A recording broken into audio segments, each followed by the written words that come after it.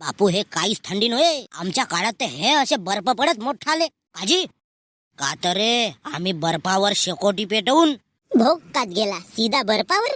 का तर अबे गण्या तुझा आधा तर शेकोटी मध्येच बसून राहे दिवस न रात.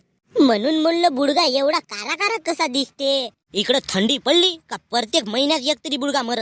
अरे बापरे एवढी थंडी. का तर आमच्या जमान्यात तर आमचा गाव पुरा हिमालय बनून जाय. भो हनीमून तर गावीच जमवले असेल की.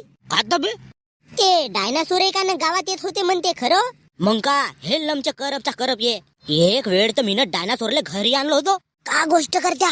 मग गवत खाल्लं आणि गेला चुपचाप. भोसडीच्या बुडग्या खेडम्या, मी मगांडावचा ऐकत आहो म्हणून तुम्हाला काही सांगशील का गा. अगा फेकाची हद राहते हद. तुले झाले का 2-4 हजार वर्ष जिवंत राहून डायनासोरच्या गोष्टी हेपलून राहिलास तर. अबे त्या डायनासोरच्या अंडाला धरून नाचत होतास म्हणते. फेकू चन हो